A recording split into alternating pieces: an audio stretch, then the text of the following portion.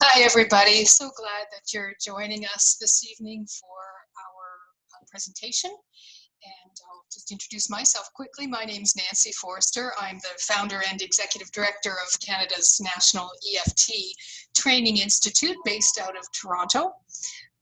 And tonight I'm here with Betsy Muller. And Betsy is a certified coach and advanced AAMET practitioner, and most recently I've had the pleasure of certifying Betsy as an AAMET International Trainer. And she has a lot of things in the works. She has some trainings coming up in Cleveland, I believe it is, and Sedona and New York and all over the place. We have every intention of offering you something of real value tonight in our webinar.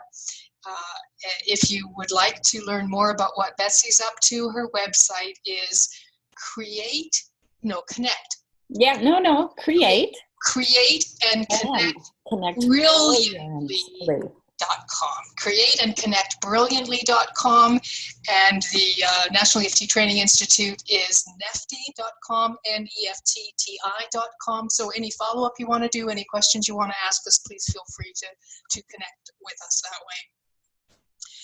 So the topic we're here to chat about this evening, Betsy, is the title we came up with is Tips, Tools, and Energy Psychology Secrets Every Great Facilitator Should Know. And I was thinking about it getting ready. It was like we could even put that energy in brackets, because I think what we're talking about tonight is something that every facilitator should know about, whether they identify themselves as an energy facilitator or not. These kind of ideas about managing the energy in a group setting are so vital. So I do want to say welcome to everybody who's on the call with us tonight. And thank you for your patience. The interest in this topic surprised both Betsy and I, and so the webinar got oversubscribed. But rest assured, we will get the replay out to everybody. If you happen to be listening to the replay, our apologies for not being able to get on the call. One thing is, as you're listening, up in the top right-hand corner of your screen, you'll see that you can actually adjust the view that you're looking at. So you have a choice between speaker view and gallery view. And so just play around with that. If there's a preference, go ahead and do that for yourself. We know that there's a lot of variety on the call tonight in terms of the experience with EFT and with energy psychology that people are bringing, you know, all the way from people who are just starting out with these ideas right through to, I'm sure we've got a couple of our fellow trainers on the call with us tonight too. So thank you for being here, and let's just start with a little bit of some EFT together. If you happen to not yet know how to do EFT, well, here's your chance. We'll just do a couple of minutes together. Now, this is energy psychology. It is a profoundly powerful strategy, and so I do want you to know that. If you've done lots of EFT before, just great, tap along with us. If not, and you're not just quite comfortable yet with the whole thing, that's fine. Just watch. You'll actually get some benefit from just watching us tap, and just breathe along with us, okay? Would you join me and be my echo here, Betsy? Yeah, sure. Yeah, that's perfect. Oh, even though it's been a busy day. Even though it's been a busy day. And it was probably a rush to get on this call. And it was a rush to get on this call. Right. I love and accept ourselves anyway. We love and accept ourselves anyway. Right. Even though everybody's probably got some stress. Even though everybody's probably got some stress. Yeah, we love and accept it anyway. We love and accept it anyway. Even though we don't often have time to manage our energy during the day. Even though we don't have time to manage our energy during the day. Right. I wish I did it more often. I wish I did it more often too. But I love and accept myself as I am. I love and accept myself as I am. We'll just go to the eyebrow point. Distress. Distress. Inside of our eye. Distress. Distress. Underneath our eye. Oh, Distress. distress. Underneath our nose. Distress. And chin. Distress. Distress. And collarbone. Distress. Distress. Underneath our arm. Distress. Distress. See me there in the top of our head. Distress. Yeah, that's good. Great. Good. And then we just take a breath there. That's great. Good. And as always, we just kind of check in and see, well, what do we notice? What's changing? And let's just do one more round, okay? Even if there's some stress remaining. Even if there's some stress remaining. That's okay too. That's okay too. Even though there may be some stress remaining. Even though there may be some stress remaining. I love and accept myself. I love and accept myself. Exactly as I am. Exactly as I am. Whatever stress is left. Whatever stress is left. I choose to love and accept it. I choose to love and accept it. The rest of the stress. The rest of the stress. The rest of the stress. Rest of the stress. Letting it be. Letting it be. Rest of the stress. Rest of the stress. Letting it be. Letting it be. Rest of the stress. Rest of the stress. Ready to have fun. Ready to have fun. Ready to learn something. Ready to learn. That's great. Good. Okay. We always smile more after we tap, don't we? No. Have you ever noticed that? Yeah. And what I love is, as you do this over time, it just happens faster and faster and faster, right? Yeah. It's like when you do it with the little kids and they're ready to jump off your lap and go play, and it's like, no, I'm not done yet. Okay, so let's get started. We've got a couple of questions that you and I put our heads together and we came up with kind of an organization, a structure. So my job is to keep us on track, as there's so much we could fit in this. So here's my first question. Will you share a little bit about how you got started actually serving groups and the kind of different groups that you've been working with? Well, Nancy, I'm not sure I had my intentions fully in order when I started serving groups. I started my business 11 years ago, and I had worked for a doctor who was a speaker prior to going off on my own. So I had observed her speaking and working with groups. I don't think I ever really envisioned myself doing that kind of thing. But then when I was starting my business, I was passionate about EFT. Really maybe too passionate about it. I wanted to share it with everybody.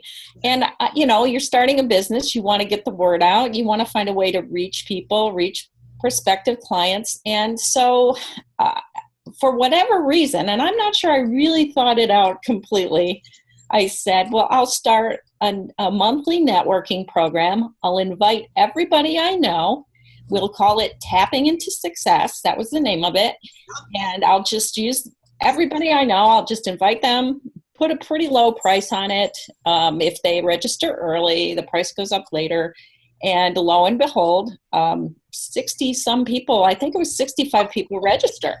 And most of them registered late. So I actually made money on my first event, which is, really, that was way beyond what I had envisioned would happen. I just thought, well, this will be my marketing expense.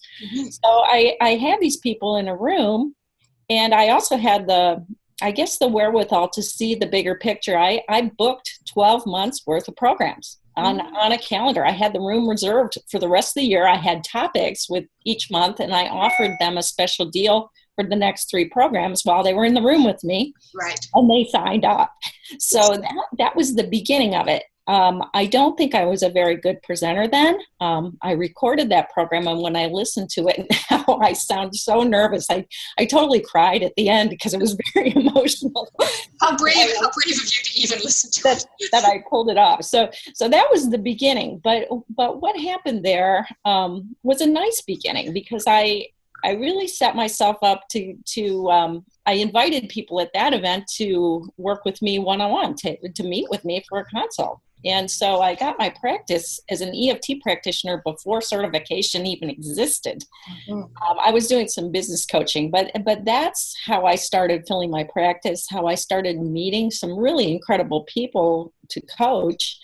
And then from there, I started having an annual retreat. And so those were retreats with women for 3 days, usually a group of 20 to 30 people. And I still do those once a year. And then I started having monthly EFT groups. The groups were for the people who didn't, who maybe coached with me for a while one-on-one, but then wanted continued support. And I think the thing that really kept me with groups is it's much more affordable than one-on-one coaching for those people. A lot of people would turn down the private coaching because they couldn't make it work for their budget. And so that was another reason that groups made a whole lot of sense. And then from there, I just loved it so much. I started doing Artist Way with EFT groups, so creativity groups. I did a summer group every summer on my patio at my house. I eventually felt comfortable enough to invite these people over. But at the beginning, I was really guarded because you don't know who's going to show up. Sure. And yes. Yeah. Safety's a big concern. Right. And, I do screen every client I have, whether they're phone clients or people that might come to my office, because we do need our boundaries. We need our safety and their safety. We might not be the right solution for them. Yeah. And particularly when we're operating out of our home, it Right. really up-levels the consciousness that we need to bring to who it is that we're working with. Right. Right. And so, from there, I've done online events, teleseminars, webinars, and I'm really creative. So I keep coming up with, sometimes I've done book discussion groups. It just kind of depends on what I feel like will be fun. I really like having fun. And then, I now that I'm getting to this stage where I don't have my children around anymore, booking travel. So did a cruise with a group last year, really fun. Nice. And then I'm taking a group to Sedona, and we're actually doing a level 2 EFT training with the Sedona retreat. It's just built in. So if people don't want level 2, they can come along. But maybe they can work with some of my practitioners and have some healing sessions or something built in. Yeah. So, Beautiful. Anyway, hundreds of group experiences now. I think to myself, wow, I guess I really do know how to do this. That's great. That's great. I love so much about what you said there, but I particularly love the fact that you're saying, I wait till the desire just kind of springs up in me, the desire, whether it's an idea or just however it comes to you, and then you take action and put it into place. Yeah, manifest it. Just make it happen. And over again. That's great. That's great. I guess my experience with groups is a little bit different. Mine leans more toward the presentation idea, to bring a group together for 90 minutes or 2 hours and do an introduction to EFT. That's part of what I do. And then, of course, the training is a different kind of a group experience. But I'm with you. I strongly believe in transformation through groups. Yeah. And I'm thinking, I forgot to mention, my work as a speaker. I have done corporate presentations. I have done programs for whole ballrooms of people. So that's a different kind of group experience, as you know, too, Nancy, where you have two audience. You're serving two things. You're serving that meeting planner on the one side, and then on the other side, you're serving the audience. Yeah. And one of my worst experiences was when the meeting planner told me one thing and the audience was a completely different thing. And that's one of those I look back on and say, yuck, that wasn't fun. And I know how to ask better questions of my meeting planner in the future. Yes. Yeah. And that's such a powerful thing to put in front of our audience, because we don't know that when we start out. We make all kinds of assumptions. Right. And forget that clarity is so important around who's expecting what from whom, and all of those questions about how many people are going to be in the room, and to even things like, do the people in the room know each other? Right. That Right. makes such a difference in terms of what you can present, right? Mm-hmm. But Yeah. yeah, when you're starting out, you simply don't even stop to Right. think about asking those kind of things. Yeah.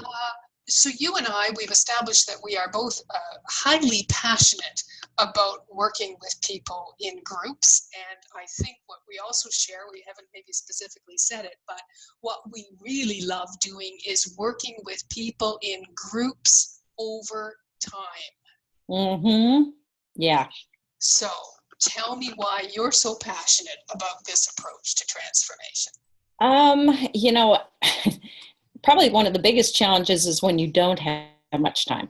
When you've got, like, somebody tells you to come in and talk to a group for 20 minutes. Holy cow, what, how can you make that a relationship? Yes. As opposed to having a coaching arrangement where you're working with people for 8 weeks, 10 weeks, 6 months, or when you have a weekend. What a delicious experience when you can really get to know them. You can watch the dynamics, the way the day flows, how they respond to certain activities and others. You really get a sense of whether they're auditory, visual, or kinesthetic. You give them you can take them through difficult experiences that are out of their comfort zone and see what they're doing. And so that's exciting. And I probably should mention too, is most of the people on the call are somewhat familiar with EFT possibly. And, Gary Craig, he always talked about borrowing benefits, which I haven't said anything about yet, but this borrowing benefits thing is enormous. And I think that really is what got me from the very beginning. Maybe you too, Nancy, right? Like, you see this energy field created with this big group of really diverse people. Yeah. That you think, what do all these people have in common? Or how can I get all of them to get along together and cooperate? And I really get off on cooperation.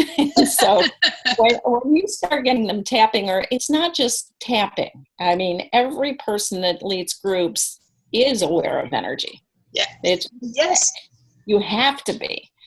You need to be, you have to read it from a lot of different variables going on. And that borrowing benefits, when you see those big healings happen, when you see people's bodies relax and you see their eyes brighten up and the big smiles, and then they get silly sometimes. And sometimes there's just a miracle where someone goes from a 10 to a 0 in just like that. And everybody feels it. Yeah. I guess I'm just sharing the joy of that is probably the real reason that I'm here doing this call with you, that I am passionate about training and teaching. Yeah. Absolutely. And for me, what I know for sure, 25 years of being a psychotherapist and 18 some odd years of EFT and energy psychology, what I know for sure is, first of all, we're all energy. Right? Everything is energy. That used to be such a woo-woo thing to say back in the day, but totally, completely accepted now. But importantly, what I want to underline that you're saying is that we are energy beings who are in relationship with each other. Mm-hmm. We cannot not be in relationship. Right. And so when we bring ourselves together and allow those energy fields to overlap, that borrowing benefits, it is such a strong synergy that happens. Mm-hmm. Yeah. I know myself, I have a small group of therapists who have come together for over 20 years. We've been meeting. This is the place where I go to do my own personal growth work. And I was with them this past weekend. Mm-hmm. I was doing a piece of work. One of my colleagues was leading me through an EFT session around a place where I'm feeling some stuckness and moving forward. And my colleague, when I finished and we were processing the work, he said, "Oh my gosh, the borrowing benefits that I got." He said, "Before you started to do your work, Nancy, I had quite a bad headache and I had tension all across the back of my shoulders. And it's totally gone now." Yeah.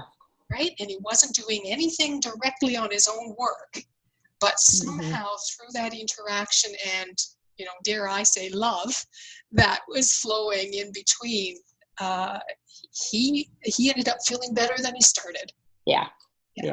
So, what I noticed too, I am one of the things we do here at NeftTI is a 10-month certification program in transformational coaching and EFT certification.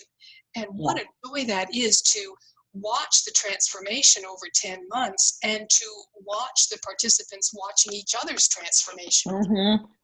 You know, you're pointing out one of the big, I guess the big things that group work brings to our clients is that, you know, sometimes you need a witness for your own healing. And I love how people become witnesses for each other, and also they gain from someone else's issue. Someone brings up an issue, and that may be the one that they're afraid to bring up, but yet they get the healing because they're in the presence of it too. Absolutely. Yeah. That whole validation and normalization, which is so important to human beings. Yeah. It's beautiful. Okay, moving on to our next question. So this one's about the challenges. What do you think are the biggest challenges working with groups? And, you know, of course, what are your tips for overcoming those challenges? Yeah. You know, every group, even those groups that you think you know really well, may surprise you. You know, things like just being tired. Yes. Or being connected to their electronic devices a little too much. Dehydration. That's one of the things, if you can get that field going, as a presenter, you can drink water and hydrate the field. I think that's very interesting. But, you know, the challenge, I think, is getting those energy fields to open up so that everybody starts to connect in some way.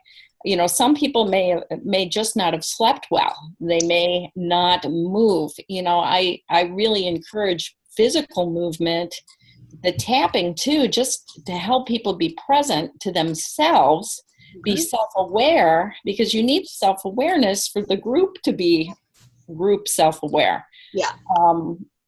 Oh, there's so many challenges though. I had, you know, when I think about things that went wrong in my groups, you know, you get one really low person in a group. I call them an Eeyore. You know who Eeyore is from Winnie the Pooh? Yeah. And, you know, to make sure that doesn't become the contagion element, you know, that to take care of that person to the extent that it lifts everything up, because we're working with that average there. Yep. So that can be a problem. That used to worry me. My retreats, I'd get a couple Eeyores come in because they come. They've heard. I'd be like, oh no, they're going to ruin it. But then I have to stop. We're here to help them. And sure enough, by the end of the weekend, they're like, you know, Little Miss Sunshine, and everybody else is there too. So I have to work on my limiting beliefs. Yes. I think that's part of what a good facilitator, trainer, speaker has to do. But then also, you know, I say, I'm a person of faith. I say a prayer too. I set an intention that whatever's going to come up, I can handle it. I have help handling it. There's a power out there beyond me. And even if it goes wrong, somebody's going to learn something. So I don't know. I'm thinking more. I had a lady bring a dog once to a group program. So have I. but she didn't tell anybody. She had this purse with this dog whining in it.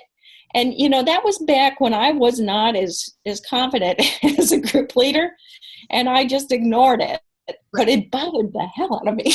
And now, you know, I think I'm stronger. I would have dealt with it right away, because it threw me off for the rest of that whole morning session, having this dog in somebody's purse and just being mad. I think I let it trigger me. Yeah. And that was not a good situation. Yeah.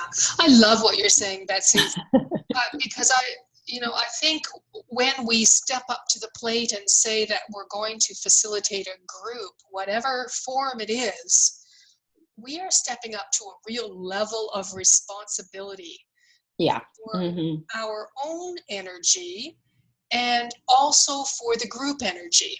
Yeah. And so I would encourage everybody who's listening to us, whether they're already facilitating a group or whether they're thinking about it, to practically and consciously come up with their strategy for how they manage their energy and the energy of the group. Yeah. So I'll just share mine, for example. You know, we're in a group situation here, right? And so you and I both understand that we have a level of responsibility for how we show up here because we're holding a group of people. So it was a busy day for me. However, I did say, I'm not going to get on that group call until I've done my own tapping meditation piece to boost my energy back to where it flows the most easily. And I did my tapping too, right in front of the dog and the cat. They're both like, what's she doing? Yeah, and you know, I do energy balancers too, you know, because I'm kinesthetic. I have to move and I have to hum and count and do all that kind of stuff just to get me, I got in. I have to be in here, you know? Yeah, absolutely. Over there. Absolutely. And you know, one of the things I do when I do Discover the Power, the level 1 and 2 training here, and of course, emotional safety is such an important piece when we're running groups, because we're using such powerful modalities that people can access places where they're not feeling emotionally safe. As a facilitator, we can't always be directly there for them. So I have emotional assistance. But what we do before the training even starts is that we come together as a group and we clear whatever's going on in our relationship, if anything, and then set the intention for the group and send the loving energy out to find the people before they even walk into the room. Right. All of that is part of how we use energy psychology in facilitating groups. Yeah. Okay, so now you teased us a bit on the video that you and I did introducing this presentation, and you said you've had some like big major goofs. The major goofs. Okay, let me think. Well, I would say in general, you know, for those of us who tap and who get really passionate about EFT, I think one of the goofs I've made early on is that I would just launch into getting people to tap. Yeah. And I have now changed the way I language it, and I also make it more of an invitation and not a demand. And it's a subtle thing when you invite people and also give them the benefits and maybe, you know, speak to the left brain a little bit before you just launch into it, because I think my passion was just a little too much. And if they're not really with you and you go launching into your new age woo-woo stuff, they're going to go, you know, and actually their reaction is, I'm not safe. This isn't comfortable for me. And so, you know, we need to bring them in a way that is, that they actually see a benefit of participating. Yes. And even if it's, I use humor quite a bit to help them know that the invitation, they can take it or leave it, that they, you know, let's all look silly together. Oh, maybe, you know, don't ever do this in public. You know, I say, and then I make jokes about, you know, the bathroom is the perfect place for this. Does anybody, you know, you can lock the door, and if anybody comes in, you know, what kind of people are you living with? So that's a general mistake. Another mistake. Can I jump in on that one, because you know you're speaking my language there. I am, as a scientist, I am all about the neuroscience of what happens when we do energy psychology, and you know you're really speaking to some of the most recent advances that we have in the area of how the actual physiology of the body has to feel safe emotionally as well as physically safe. Right. It simply won't open up. Yeah. So I think I love what you're saying about how you go about, you know, how you learn that you simply can't jump into asking people to open to their more unconscious places, that there is a place to integrate the logical, rational brain and create the kind of safety and allow people to go at their own pace. it's as simple sometimes as just making sure that you tell people where the bathroom is. Right, right. And I think we can do a lot as trainers and facilitators by, like setting up ground rules, setting up, one of the challenges that I know I still sometimes have trouble with, although I've gotten much better, is when you send people off to work in groups or even dyads, or if you have them doing a little exercise with 3 or 4 together and bringing them back, they just totally ignore you if you haven't set up a way, whether you ring a chime or you do 1, 2, 3, clap, if you make an agreement with your audience at the very beginning of how we're going to behave and even get their input, what do you think is going to work, and get them to all raise their hand to say they agree or say aho or whatever, you can save so much time. Time is like this big important thing when you're a speaker. You've got to start and finish on time. We're going to finish on time tonight, right, Nancy? Absolutely. And it's part of the way you honor the audience, because we know after 20 minutes, if you've just been talking, and that they need to do an activity or they're going to start going downhill in terms of remembering things. Maybe we need to do an activity right now. What do you think? I was just thinking, have you got one that's, we're not coming up to that question for another few minutes, but have you got one? Let's throw one in. Well, we're on the phone here. Let's see, stretching. Okay. So let's stretch. See, you know what, for a conventional audience, stretching is really cool. And actually, you can tell, when you make yourself bigger, you're boosting for the men, they boost their cortisol or their testosterone when they're taking up more room, and they're lowering their cortisol. The women's cortisol is going down too when you stretch and relax and take up more space. So just take up some more space. Absolutely. It's fun. Yes. And then sometimes I just tap my collarbone points, opposite tap, left, right, left, right, left, right, because you get the left-right integration. To me, that boosts my confidence. Sitting tall, reminding people to sit tall. Totally. That gets them active. Yep, absolutely. Shoulders back. Yep. Chin up. Yep. Right? Beautiful. The new book that Amy Cuddy, C-U-D-D. Yes. Her book. Yeah, she's fantastic. Oh, yes, who's got all of the lovely research behind why, that starfish posture is so powerful. And it doesn't take much time. Right. Workshop. Right. Just bring this and give the people who are more kinesthetic a chance to participate in the way that. Right. Yeah. Exactly. Yeah, and I love what you're saying about the establishing the group norms off the bat. Right. And, I think those are things you learn when you're first doing group work, and especially when it's informal and you don't really think about those kind of details. and then you find out you need it later, so you find ways to introduce that. Yeah, exactly. So that the sort of group norms that I negotiate with the group would be, of course, around confidentiality. Right? But we sometimes take that for granted. But no, it's got to be spelled out, and it has to be agreed to. Right? Yeah. With everybody. Group norms around giving advice is another one that I like to do, because a lot of people take care of themselves, soothe their anxiety by giving advice to other people.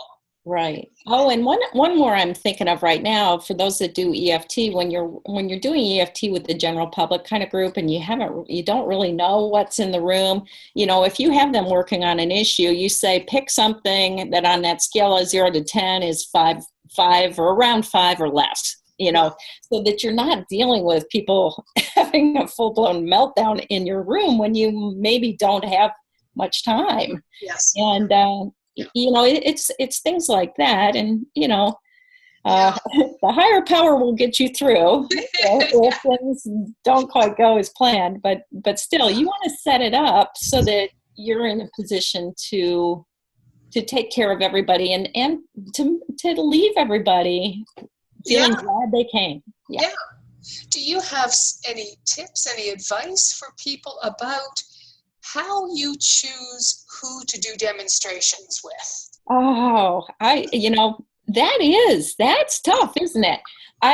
Well, first of all, I would say you stand tall or sit down and take a few deep breaths and really get in you before you make that decision, because it's not right to pick the first person who has their hand up. And in fact, if there's about 3 or 4 people that volunteer, have them continue to hold their hand up and just say, wait a minute. And the way I say it is I'd like to select the one that's best for the learning of the whole group. So it's not against you in particular, but I'm going to ask the question, who is the best for the entire room? Yes. And I even say that out loud to the group, because I think, I do have, any group facilitator eventually develops intuitive gifts for their group. Wouldn't you agree, Nancy? Absolutely.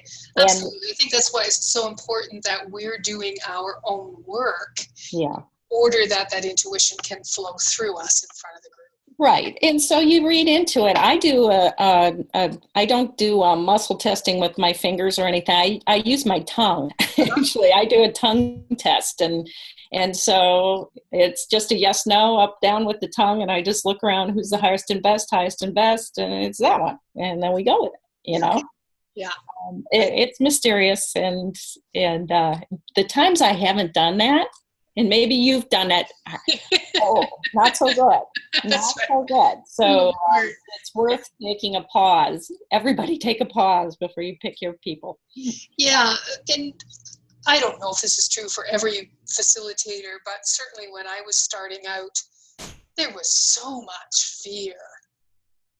So fear that I was aware of, and then fear that I had no idea was there. And so that would be my suggestion to people, is to really slow down and give yourself the time to actually feel the fear that you're experiencing, so that you can do some work on it. Right. Yeah. Good advice. I mean, and even at the beginning, when you set your intentions, just say, allow time to work with us, allow time to be our friend, allow time to expand to exactly the amount of time we need. Yeah. Because I really think time is one of those elastic things that can be there to support you, believe it or not. Exactly. Yeah. That it's our experience or our perception of time changes. Yeah. But we have to slow down so that the time will slow down with us too. I think that's a big point. And thank you for bringing it up. Yeah, that's great. Well, speaking of time, I guess I'm really trying to stretch time, but we must move on to the next question. Okay. I love this question. How do you determine which energy interventions you're going to use with a group? Well, I think there's really 3 types of interventions. One is to wake them up. One is to slow them down or get them quiet. And then the third is to help them really be focused and concentrating on something. And maybe a fourth one is to get them to bond in some way, to get the room to bond. So, what I choose probably is very much in the moment, sensing what's going on with an awareness of the time and with the awareness of the highest and best for the group. And I think it goes the same way when you're coaching one-on-one with a person too. How do I settle this person? Right. What's needed right now? So, and a lot of times maybe they need a break. Yeah. Maybe they need a pause. Maybe they need to write instead of just look at a screen. You say, write down, which in training materials, we leave a lot of blanks there so that they can write things. Yeah. Maybe they need to discuss it with a buddy. Maybe they need to, sometimes I've done exercises where they just walk around and greet one another without touching, with only eye contact. Yeah. And that really freaks out people that aren't visual, but the visual people love it. But it's just an interesting exercise. And they get to move around. So, yeah. So what would you do, for example, with a group that you felt the energy had gone down in the group and you wanted it to come back up again? What might you do? Well, we might do some clapping. We might do some, I'm really into jazzercise, so I have all sorts of dance moves. It depends on, with stodgy corporate people, that might not go over too well. We might do full body tapping without using phrases, but just tap. And sometimes you can just tap up and down your arm just to wake up your body. Yeah. You would do tighten and release, which is also good. We do twists, maybe some back bends, because back bends are going to wake you up. Yep. Forward bends are going to put you out a little more. Yep. We might sing a song. We might chant something. So it depends on where they're at. I love to try to make it fun, help them be little kids again, because it really does help learning. I love cross crawl. Cross crawl is a great little exercise, and you can do so many variations of it. Yeah, you can absolutely. do reaching, and you can have legs up in the front and the back.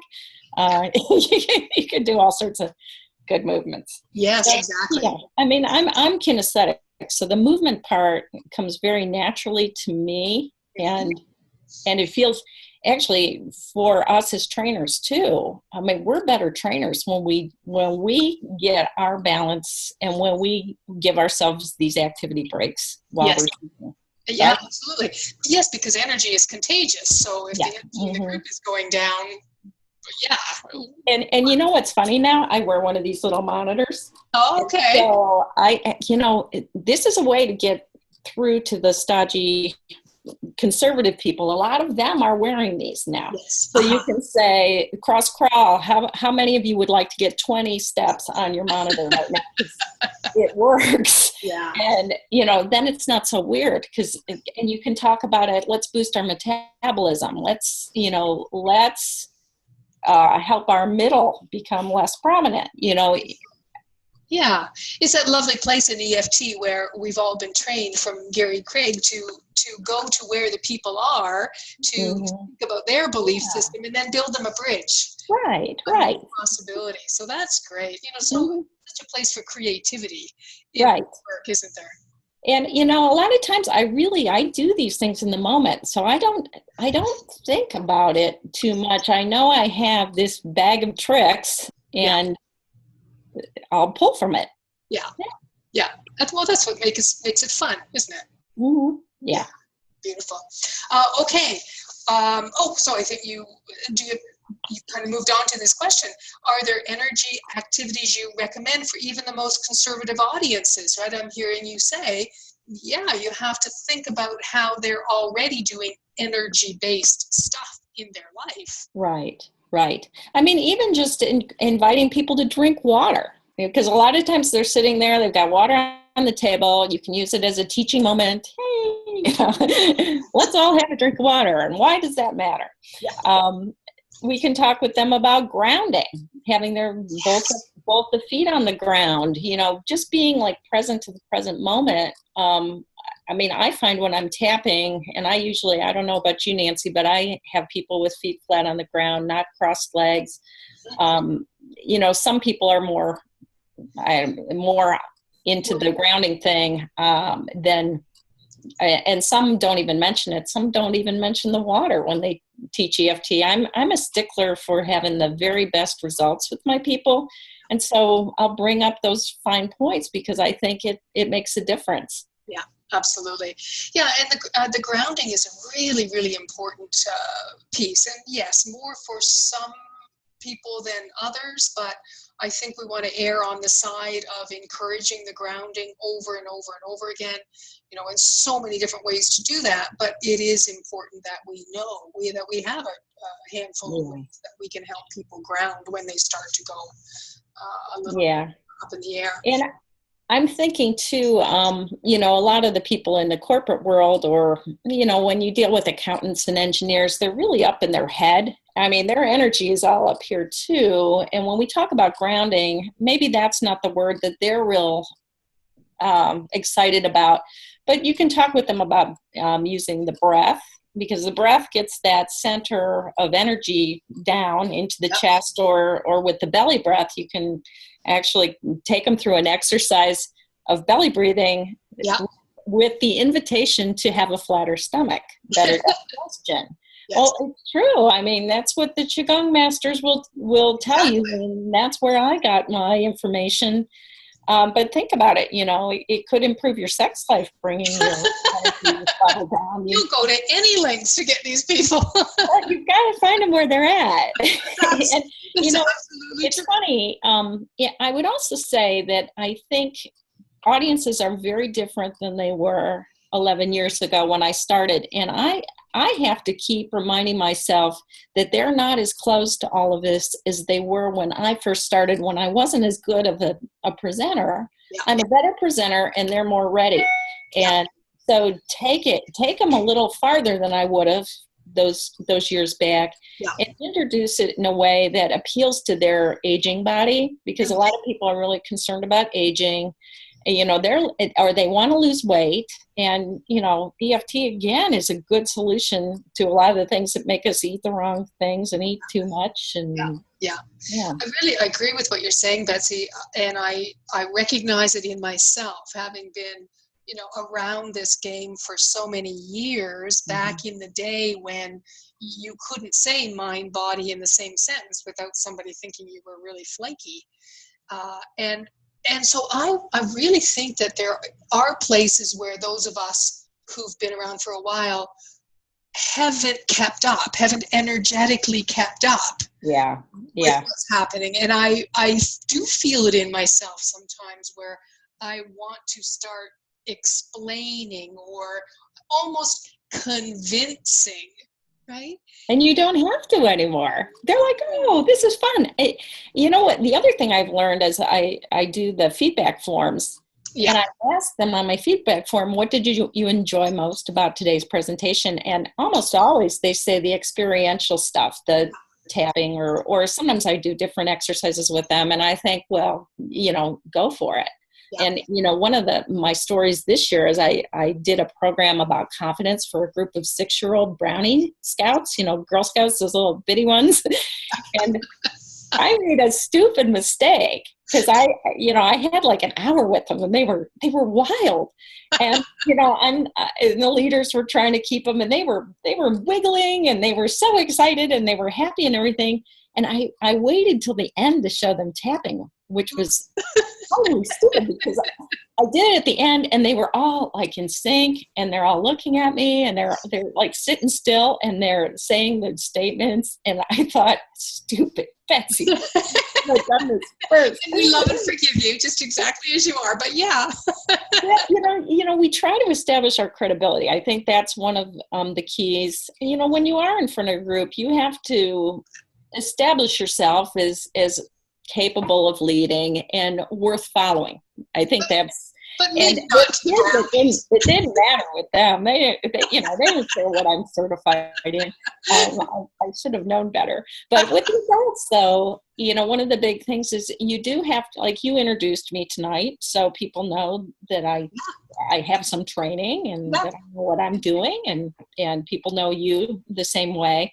I think we do have to have a good introduction or establish our credibility early, so that people trust us with their energy. Exactly. It's another one of those emotional safety pieces, is to recognize that people don't necessarily need a whole bunch of degrees and academic stuff, but they do need to be able to establish themselves as experts in what they're doing. Why should I pay attention to you? So great segue into our last question. We're doing well here, because business coach to business coach here, we could probably be helpful to people if we talk about why it's so important for them to consider using groups to build their business. Well, I wouldn't do it any other way. I think, there's always this why. Everybody who has a business has a why, or should have a why, an intention. So it might be about making money. If you want to make money, you can make more money per hour if you work with a group, because you're serving people. The other why might be to balance your life. If you're doing group work, you can take more take care of more people per hour that you work. And you can do more goodness in the world. The more people that you can spread the good word to, that's one of the things I love about social media. It doesn't necessarily pay you per minute, but it gives you a chance to be a person of influence. And so that, think of social media as an extension of group work. I definitely do. It creates your reputation and a following and a chance to make a difference. So, I think the other thing about group is I think it allows you to do some things that you really like to do with groups. Yeah. It allows them to spend less money than they would. It also, as a trainer and a facilitator, you'll get to take some nice trips, maybe. You get to travel for training. You get to go to conferences. I love the ACAP conference. I love the Canadian Energy Psychology Conference, and to, put yourself out there as a facilitator, a workshop leader, a trainer. Yeah, that's fun. Webinars and teleseminars. The reason to do that is you can be on vacation. You can be up at your lake house and you can still do this stuff, which I enjoy in the summer. I have a lake house I go up to, and there's Wi-Fi. Nobody knows any better. In fact, there's nothing wrong with reporting where you're at and helping other people do that too. In today's technology, you can serve your audiences really nicely without being physically right next to them. Yeah, and so it really does. Groups allow you to create more freedom and more flexibility. Yeah. And, those are things that I think most of us are really after, freedom and flexibility. Yeah, and community. I think maybe that's the one more thing. When I started this, my monthly programs, my monthly EFT tapping groups, I couldn't really certify these people at that point in time, but I wanted, this weird stuff, this strange tapping. I wanted to create a community where it was very normal, where everybody did it, where everybody had their triumphs and their stories and maybe could share frustrations. Again, it's a safe place where we can be who we are. We can all be our own selves, and we can witness each other and cheer for each other and change the world together. Absolutely. Yeah, exactly. And what I notice too, as I encourage the people who are mentoring with me to get out there and start doing some groups, is I see their confidence level really increasing faster than if they're staying in a one-on-one model, trying to market in a different way. Yeah. So, and confidence, especially when you're starting out, confidence is a really important aspect to gain. Yeah. And the competence, your skill level does increase when you are required to work with more than one person at a time.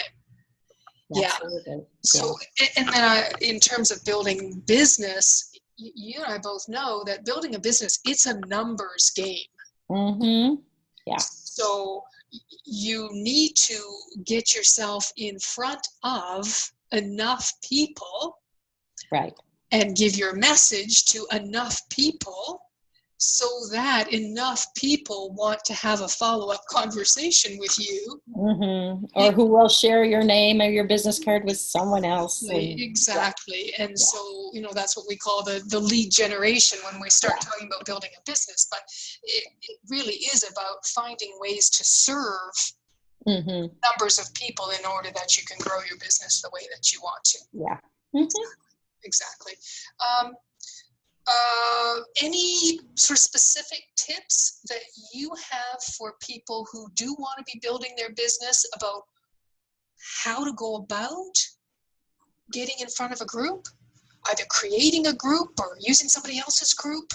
What would you suggest? Well, you know what, I would challenge everybody to talk with people that know them well and to get feedback on what their unique strengths are. Because, the reason I'm sitting here right now and that I have a bunch of programs coming up the rest of the year that are going to help people be better working with groups. I've got the workshop at ACAP and then the Canadian Energy Conference.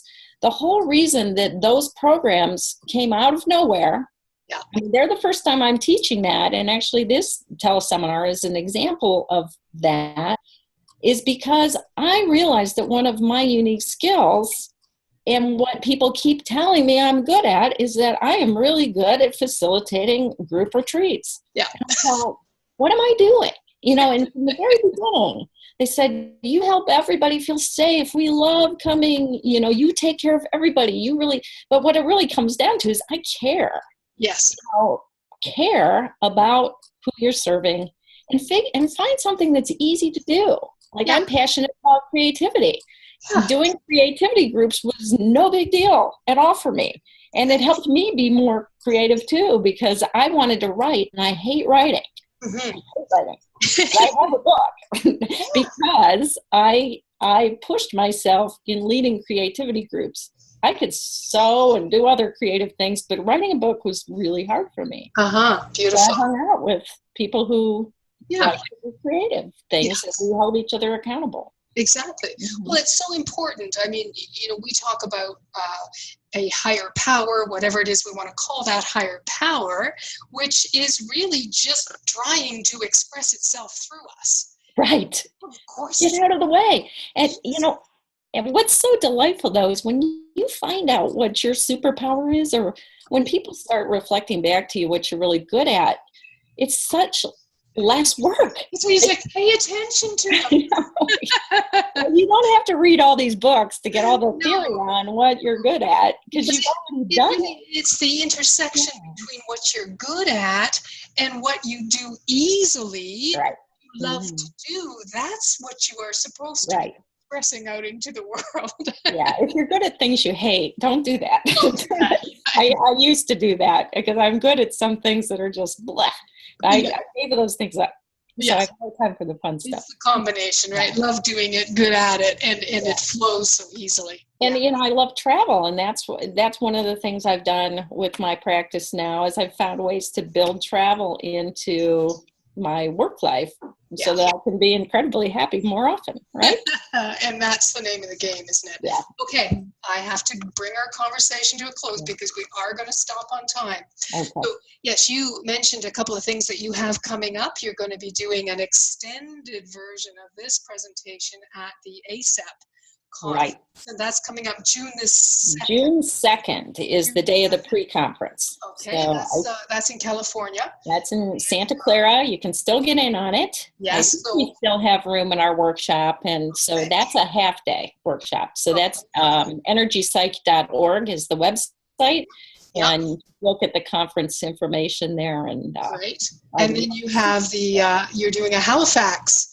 Yes, the Canadian Energy Psychology Conference. That's epcanada.ca. That's the information. And that's going to be a full day pre-conference. And that's in September, I think, isn't it? Yeah, that's September. What is it? I don't have the date in front of me either. I know it's coming up. September 15th. Yeah.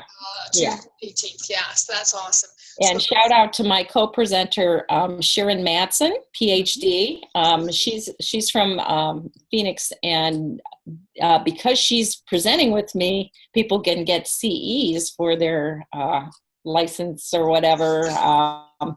You know, so that's another reason to come to Canada or California. Yeah. So you've got lots of other irons in the fire, and again, your website is createandconnectbrilliantly.com.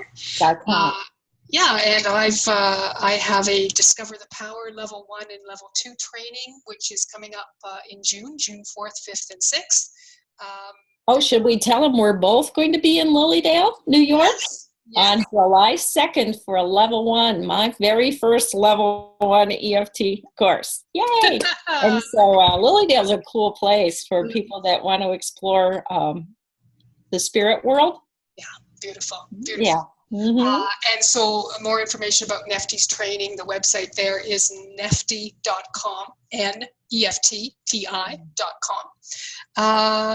I'm sure I speak for you, Betsy, saying that we would love to follow up with anybody who is excited about something that we've said on our webinar today, and we would love to hear from them.